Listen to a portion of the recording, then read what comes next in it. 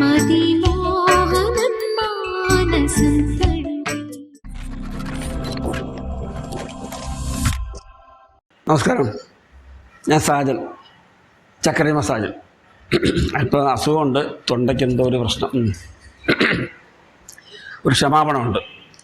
കഴിഞ്ഞ പ്രാവശ്യം ഞാൻ ഈ ചക്കരയമ്മ ഷൂട്ട് ചെയ്ത വീട്ടിലെ പറ്റി പറഞ്ഞു. അദ്ദേഹത്തിൻ്റെ സ്ഥാപനത്തിൻ്റെ പേരെനിക്ക് പറയാൻ കിട്ടിയില്ല. ഞങ്ങൾക്ക് ഒരുപാട് ഉപകാരം ചെയ്ത ഒരു മനുഷ്യനാണ് AKP ആൻ്റണി ചേട്ടൻ.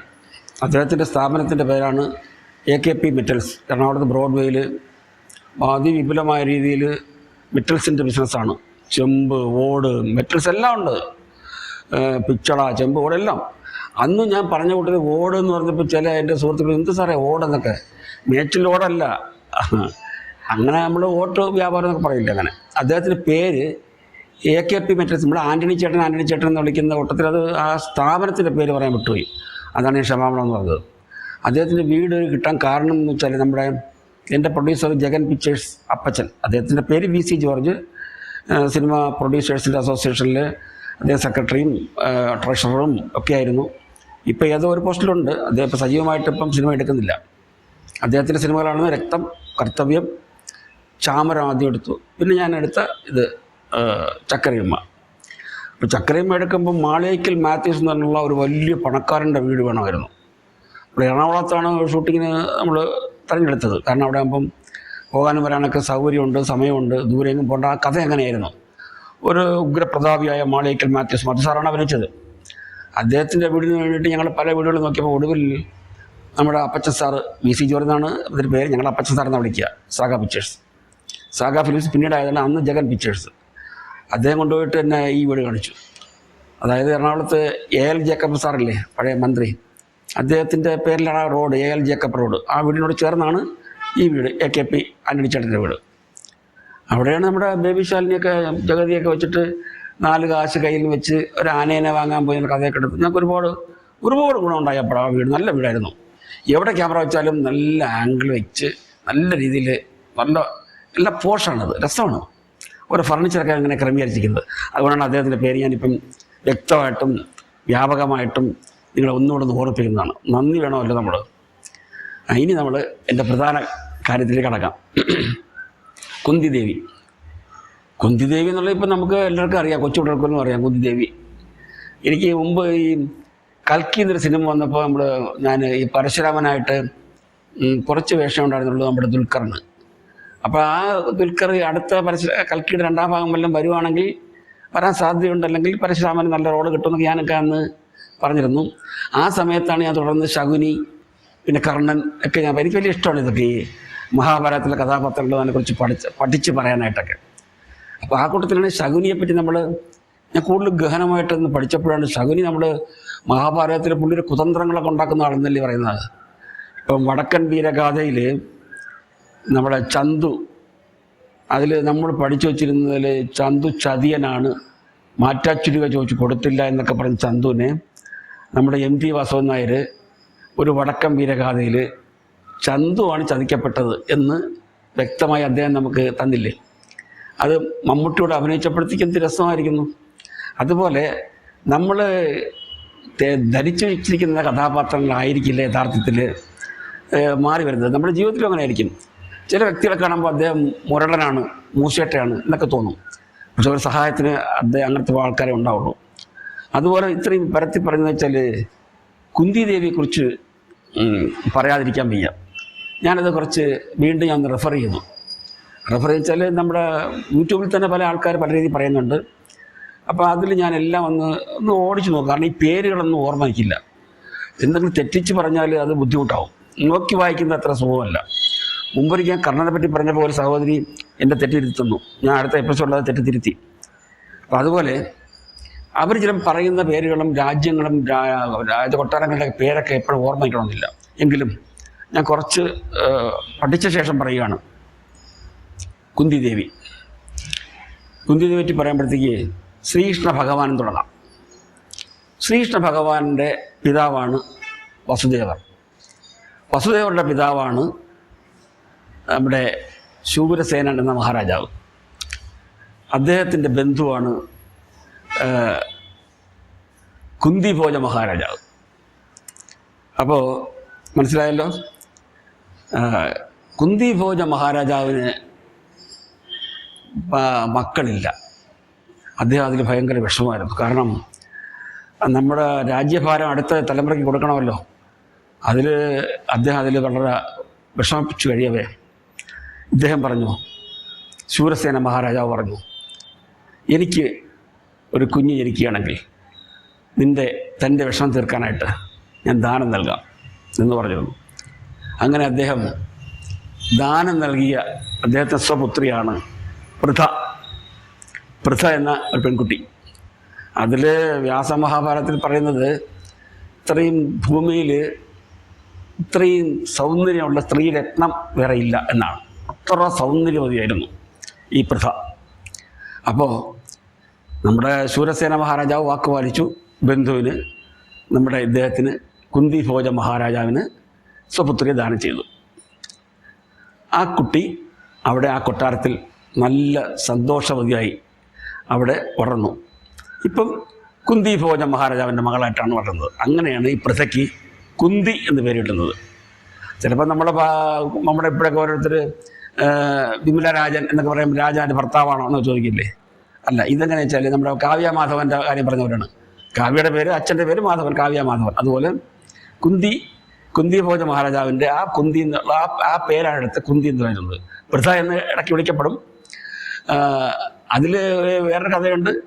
ഈ പൃഥ എന്ന പേരിൽ അവർക്ക് പിൽക്കാലത്ത് ജയിച്ച അർജുന് പാർത്ഥൻ എന്ന പേരുണ്ടല്ലോ, അതിങ്ങനെ ഒന്നാണ് പറയുന്നത്. അത് വേറൊരു കഥ. ഇത് നമുക്ക് ഇതിൽ പോവാം. അപ്പോൾ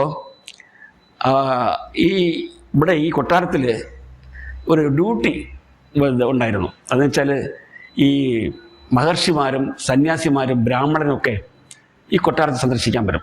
കുന്തിഭോജ മഹാരാജാവിൻ്റെ കൊട്ടാരത്തിൽ വരുന്നവരെ സംപ്രീതരാക്കുക. അതായത് നല്ല രീതിയിൽ ഉപചാരപൂർവ്വം സ്വീകരിച്ച് നല്ല രീതിയിൽ അവരെ മടക്കി അയക്കണം എന്നുള്ള ദൗത്യം ഈ കുട്ടിക്ക് കൊടുത്തു. അവൾ സന്തോഷമായിട്ട് ആ കുട്ടിയെ ഏറ്റെടുത്തു. അങ്ങനെ വരുന്ന സന്യാസിമാർക്കും ഋഷിവര്യന്മാർക്കും ഒക്കെ നല്ലൊരു ഉപചാരം. ഇന്നത്തെ റിസപ്ഷനിസ്റ്റ് എന്ന് പറയാം. എല്ലാവർക്കും ഇഷ്ടമാണ്. നല്ല സന്തോഷപൂർവ്വം ചെയ്തു. അതിസുന്ദരിയായ പെൺകുട്ടി എല്ലാവർക്കും വലിയ ഇഷ്ടമായിരുന്നു. അങ്ങനെ പിന്നെ അവിടെ വളർന്നു, കൗമാരം കഴിഞ്ഞു, ഒരു യുവതിയിലായി. അങ്ങനെ ഇരിക്കവേ കുന്തിഭോജ മഹാരാജാവ് പറഞ്ഞു, നമ്മൾക്ക് ഒരു വിശിഷ്ട മഹർഷി വരുന്നുണ്ട്, ദുർവാസാവ്. അദ്ദേഹം ഒരു ക്ഷിപ്രകോപിയാണ്, നല്ല മനുഷ്യനാണ്, നല്ല മഹർഷിയാണ്. ആ നല്ലതുപോലെ ഉപചാരപൂർവ്വം ആ മഹർഷിയെ സ്വീകരിച്ച് പറഞ്ഞയക്കണം എന്ന് പറഞ്ഞു. സന്തോഷപൂർവ്വം നമ്മുടെ കുന്തിദേവി സ്വീകരിച്ചു. അദ്ദേഹം വന്നപ്പോൾ അദ്ദേഹത്തിന് ഭയങ്കര വിശപ്പാണെന്ന് പറഞ്ഞു. എനിക്ക് ഭക്ഷണം വേണം എന്ന് പറഞ്ഞു. സന്തോഷം കുന്തിദേവിയെ സ്വീകരിച്ചു. ഇദ്ദേഹം പറഞ്ഞു, ഞാനിന്ന് കുളിച്ച് ഫ്രഷായിട്ടൊക്കെ വരാമെന്ന് പറയില്ലേ, അതുപോലെ ഞാനിന്ന് ഫ്രഷായിട്ടൊക്കെ വരാം എന്ന് പറഞ്ഞ് അദ്ദേഹം പോയിട്ട് തിരിച്ചു വന്നപ്പോൾ ചൂടുള്ള ഭക്ഷണം നൽകി. അദ്ദേഹം സംപ്രീതനായി. അദ്ദേഹം ഒരു മന്ത്രം, കാരണം എന്തെങ്കിലും കൊടുക്കണമല്ലോ, വരം കൊടുക്കണമല്ലോ, മന്ത്രം കൊടുക്കണം. ഇതിൽ സംഭവമുണ്ട്. ഇത്രയും സംപ്രീതനാവാൻ കാരണം ദുർവാസാവാണ്. ചൂട് ഭക്ഷണം കൊണ്ടുവന്നപ്പോൾ അവിടെ ഡൈനിങ് ടേബിളില്ല. ഇതെവിടെ വെക്കും? അങ്ങനെ നോക്കിയപ്പോൾ കുന്തിദേവി അവരുടെ മുതുക് ഭാഗം കാണിച്ചു കൊടുത്തു എന്നാണ് പറയുന്നത്. ആ മുതുകിൽ ഈ ചൂട് ഭക്ഷണം വെച്ചിരുന്നു. അസഹനീയമായ ചൂട്. അതൊന്നും പ്രകടിപ്പിച്ചില്ല. ഇത് ദുർവാസാവിന് ഇത് ഭയങ്കരമായിട്ട് ഇഷ്ടപ്പെട്ടു. കാരണം ആതിഥ്യ മര്യാദയിൽ നല്ല രീതിയിൽ ഈ കുന്തിദേവി ഈ മകള് ചെയ്തുവല്ലോ എന്നുള്ള സംപ്രീതനായിട്ടാണ് അദ്ദേഹം ഒരു മന്ത്രം ഉപദേശിച്ചു കൊടുത്തു. ഈ മന്ത്രം ഉപദേശിക്കാൻ പിന്നീട് കാരണമുണ്ട്. പിൽക്കാലത്ത് കുന്തിദേവിക്ക് ചില അനിഷ്ട സംഭവങ്ങൾ സംഭവിക്കാം, അത് ഈ മന്ത്രത്താൽ അദ്ദേഹത്തെ മാറ്റിയെടുക്കാം എന്ന് നേരത്തെ കണ്ടിട്ടാണ് ഈ മഹർഷി ഇങ്ങനെ ചെയ്തു എന്നാണ് പറയുന്നത്. ഏതായാലും ആ മന്ത്രം ഇതായിരുന്നു. കുന്തിദേവിക്ക് ഇപ്പം യുവതിയാണല്ലോ, ഇഷ്ടമുള്ള വരനെ ദൈവത്തെ പ്രാർത്ഥിച്ചിട്ട് ഇഷ്ടസന്താനത്തെ ജനിപ്പിക്കാം എന്നൊരു വരമായിരുന്നു. അദ്ദേഹം മടങ്ങി സംപ്രീതനായി പോയി. ഈ സ്ത്രീകളുടെ ചാവല്യം എന്ന് പറയുന്നത് പോലെ ഇതെന്താണ് ഈ മന്ത്രം, ഒന്ന് പരീക്ഷിക്കാമല്ലോ എന്ന് കരുതി കുന്തിദേവി ആരെയാണ്, ഏത് ദേവനെ വരിക്കാം, ഏത് ദൈവത്തെ വരിക്കാം എന്ന് ആലോചിച്ചപ്പം സൂര്യഭഗവാനെ ആയാലോ എന്ന് കരുതി ഈ മന്ത്രം വിട്ടു. സൂര്യഭഗവാൻ സംപ്രീതനായി വന്നു. ഭയചകിതയായിപ്പോയി കുന്തിദേവി.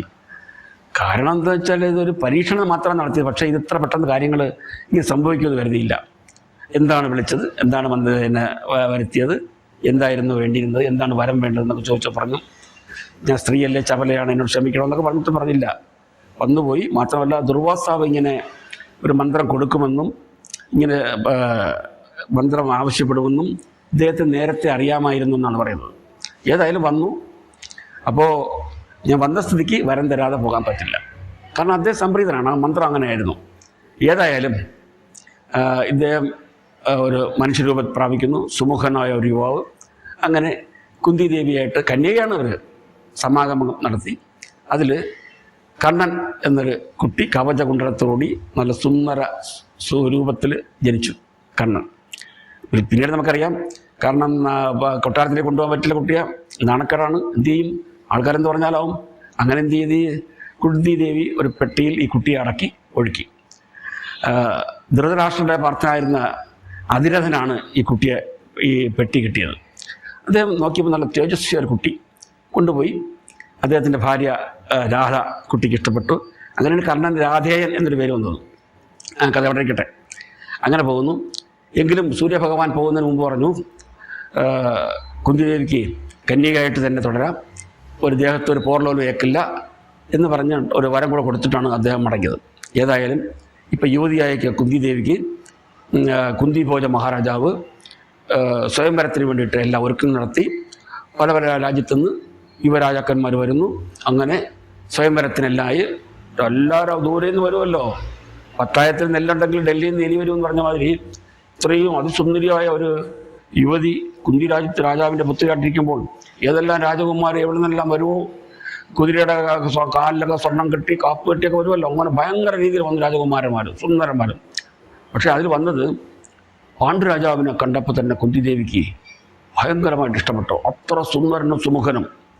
അങ്ങനെ പാണ്ഡുരാജാവുമായിട്ട് സ്വയംവരം നടന്നു. എങ്കിലും പിന്നീട് കഥ ഞാൻ പകർത്തി പറയുന്നില്ല, കാരണം കുന്തിദേവിയുടെ മാത്രം പറയണമല്ലോ. പക്ഷെ പാണ്ഡുരാജാവിന് ഒരു ശാപം കിട്ടിയതിനാൽ അദ്ദേഹത്തിന് ഭാര്യയോടൊപ്പം ശയിക്കാനുള്ള ബുദ്ധിമുട്ടുണ്ടായി.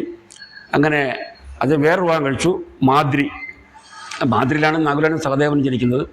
അതും ഈ കുന്തിദേവി കൊടുത്ത മന്ത്രം കൊടുത്തിട്ടാണ് ജനിച്ചത്. കാരണം കുന്തിദേവിയും മാദ്രിയും ഭർത്താവിനോടൊപ്പം വനത്തിൽ പോയി താമസിച്ചു. കാരണം അദ്ദേഹത്തിന് മനസ്സാ ദുഃഖം ഉണ്ടായിരുന്നു. കാരണം പുത്രകർത്താദികളൊന്നും ഉണ്ടാകാത്തതുകൊണ്ട് വനത്തിൽ ജീവിക്കവേ അദ്ദേഹത്തിന് തുടർന്ന് രാജഭരണത്തിന് ആരും സന്തതി ഇല്ലല്ലോ എന്നുള്ള വിഷമം ഓർത്തിട്ട് ആ ഉത്കണ്ഠ മാറ്റാനായിട്ട് കുന്തിദേവി പറഞ്ഞു, അങ്ങ് വിഷമിക്കേണ്ട, എനിക്കിങ്ങനെ മുമ്പൊരു വരം കിട്ടിയിട്ടുണ്ട്, ഇഷ്ടമുള്ള ദേവന്മാരെ പ്രീതിപ്പെടുത്തിയാൽ സന്താനഭാഗ്യം ഉണ്ടാകുന്നു. അതിപ്പോൾ പാണ്ഡുവിന് സന്തോഷമായി. പാണ്ഡുവിൻ്റെ ഇഷ്ടപ്രകാരം മന്ത്രങ്ങൾ ഉരുവിട്ടു. അങ്ങനെ നമുക്ക് അതായത് യമദേവനിൽ നിന്നിട്ട് ധർമ്മദേവൻ, പിന്നെ വായു ഭഗവാനിൽ നിന്ന് ഭീമസേനൻ, പിന്നീട് നമുക്ക് അർജുനന് ഇന്ദ്രനിൽ നിന്ന് നല്ല തേജസ്വിയായ അർജുനൻ ലഭിച്ചു. അങ്ങനെ 3 മക്കൾ. നേരത്തെ ഒരാളുണ്ട്. കാരണം അടുത്ത് വീണ്ടും കുന്തിദേവിക്ക് പറഞ്ഞു, ഏതായാലും അശ്വിനി കുമാരന്മാരിൽ നിന്ന് വരം കിട്ടി മാദ്രിക്ക് കൊടുത്തു. അങ്ങനെ മാദ്രിയിൽ ജനിച്ചാണ് നകുലനും സഹദേവനും. അങ്ങനെ പാണ്ഡവർ, ആ കഥയൊക്കെ നമുക്കറിയാമല്ലോ. അങ്ങനെയുണ്ട്. ഏതായാലും ഇനിയുള്ള കഥകൾ ഞാൻ പറയുന്നില്ല. അങ്ങനെയാണ് നമ്മൾ പാണ്ഡവരിൽ 5 പേരുടെ അമ്മയായിട്ട് കുന്തിദേവി. ഈ ത്യാഗത്തിൻ്റെയും സഹനത്തിൻ്റെയും എല്ലാം മൂർത്തി പത്മാവുമായിട്ടാണ് വ്യാസമഹാഭാരതത്തിൽ കുന്തിദേവി വർണ്ണിക്കുന്നത്. അതിസുന്ദരി, എന്ത് സഹിക്കുന്നവർ. പക്ഷേ അവർ ഒരുപാട് സംഭവങ്ങൾ സുഖിച്ചെങ്കിലും അവർ നേരിട്ട് കാണാതെ ഒരു സംഭവം ഉണ്ടായതെന്ന് വെച്ചാൽ അത് ഭാഗ്യമെന്ന് പറയാം. കാരണം അവരുടെ മക്കളുടെ മരണം അവർക്ക് നേരിട്ട് കാണാൻ സാധിച്ചിട്ടില്ല. ഒരു മാതാവിന് അത് ഏതായാലും സഹിക്കാവുന്നതല്ല, അത് പറയുന്നുണ്ട്. ഏതായാലും മറ്റ് യാതനകളും കഷ്ടപ്പാടുകളും ഒക്കെ അനുഭവിച്ച ഒരു തരുണി രത്നമായിരുന്നു കുന്തിദേവി എന്നാണ് വ്യാസമഹർഷിയുടെ മഹാഭാരതത്തിൽ വൈശമ്പായനിലൂടെ പറയുന്നത്. വൈശമ്പായനാണ് ഇതെല്ലാം പറയുന്നത്. ഏതായാലും ഇന്ന് കുന്തിദേവിയുടെ വീണ്ടും എനിക്കിത് ആവർത്തിച്ച് പറയാൻ ഒരു ഭാഗ്യം കിട്ടി. കാരണം ഞാൻ പണ്ടെന്നോ മറന്നുപോയിരുന്നതാണ്. ഇത് ഈയിടെ ഒരു വിവാദമായിട്ട് കുന്തിദേവിയുടെ ഒരു പരാമർശം ഉണ്ടായതും നമ്മുടെ ബോച്ചെ എന്ന് പറഞ്ഞ സ്വർണ്ണ ബിസിനസ്സുകാരൻ ഒരു ചാനലിൽ അതിൻ്റെ എഡിറ്റർ ചോദിച്ചു, നിങ്ങൾ കുന്തിദേവിയെ പറ്റി പറഞ്ഞിട്ട് നിങ്ങൾ മഹാഭാരതം വായിച്ചിട്ടുണ്ടോ എന്ന് ചോദിച്ചപ്പോൾ ബോച്ച പറഞ്ഞത് ഇല്ല, ഞാനൊരു ഹിന്ദി സീരിയൽ കണ്ടു, അതിൽ അതിസുന്ദരിയായ ഒരു സ്ത്രീയാണ് അതിൽ കുന്തിദേവിയോട് അഭിനയിച്ചത്, ആ വർണ്ണനയാണ് എൻ്റെ മനസ്സിലുണ്ടായിരുന്നത് എന്ന് ഞാൻ കുന്തിദേവിയെക്കുറിച്ച് വർണ്ണിച്ചത്. പിന്നെ ജനങ്ങൾ ഞാൻ സ്വതവേ ചില ഡബിൾ മീനിങ് ഒക്കെ പറയുന്നതുകൊണ്ട് ചിലപ്പോൾ അങ്ങനെ എടുത്തതാവാം, പക്ഷേ എൻ്റെ മനസ്സിൽ അങ്ങനെ ഇല്ലായിരുന്നു എന്ന് പുള്ളി പറയുമ്പോഴത്തേക്കും അതെന്താണെന്ന് അറിയാം. കാരണം കുന്തിദേവിയെക്കുറിച്ച് എനിക്ക് പാണ്ഡവരുടെ അമ്മയാണെന്നല്ലേ അറിയുള്ളൂ. കൗരവ യുദ്ധവും പാണ്ഡവരുടെ യുദ്ധവും അതൊക്കെ നമുക്ക് മഹാഭാരതം പഠിക്കാനുള്ളതാണ്. കാരണം നമ്മൾ ഈ വസ്തു, അതായത് പുരയിടം അല്ലെങ്കിൽ ധനം, ഇതൊക്കെ വീതം വയ്ക്കുമ്പോഴുള്ള സഹോദരങ്ങൾ തമ്മിലുള്ള ഒരു പോര്, അത് ശരിക്കും ഉടനീളം കാണിക്കാനുള്ളതൊക്കെ നമ്മൾ പുരാണങ്ങളിലേക്ക് പോകുമ്പോൾ നമ്മുടെ ഇന്നത്തെ ജീവിതം നമ്മൾ കുറേ പഠിച്ചെടുക്കാൻ പറ്റും. അതിലേക്കുള്ള ഒരു വിരൽ ചൂണ്ടലൊക്കെയാണ് നമ്മുടെ ഈ മഹാഭാരതത്തിലൊക്കെ ഉള്ളത്. അത് നല്ലതാണ്. ഏതായാലും ഈ കുന്തിദേവിയോട് എനിക്ക് വീണ്ടും ഒന്നൊക്കെ വായിക്കാൻ പറ്റിയപ്പം അത് കുറച്ചുകൂടെ, പണ്ടൊക്കെ സ്കൂളിൽ പഠിക്കുന്ന കാലത്ത് ഇതൊക്കെ കേട്ടറിവുള്ളതാണ് എങ്കിലും മുമ്പ് ഞാൻ ഈ കൽക്കി എന്ന സിനിമ വന്നപ്പോൾ ശകുനിയെ പറ്റി പറഞ്ഞതുപോലെ, ശകുനി എന്ന് പറഞ്ഞ കഥാപാത്രം അത്ര വേദനാജനകമായ ഒരു കഥാപാത്രമാണ്. അദ്ദേഹത്തിന് സഹിക്കാവുന്നതിൽ അത് സഹിച്ചതാണ്. അതുകൊണ്ട് അദ്ദേഹത്തിന് എപ്പോഴും പകയായിരുന്നു. ഏതായാലും ഇന്ന് കൂടുതൽ പറയുന്നില്ല കുന്തിദേവിയെക്കുറിച്ച്. എനിക്ക് അറിയാവുന്നത് ഇനി ഒരുപാടുണ്ട്, എങ്കിൽ അത് പരത്തി പറയുന്നില്ല. ഇത്രയും പറഞ്ഞുകൊണ്ട് ഇന്നത്തെ എൻ്റെ വാചകം ഞാൻ ചുരുക്കുന്നു.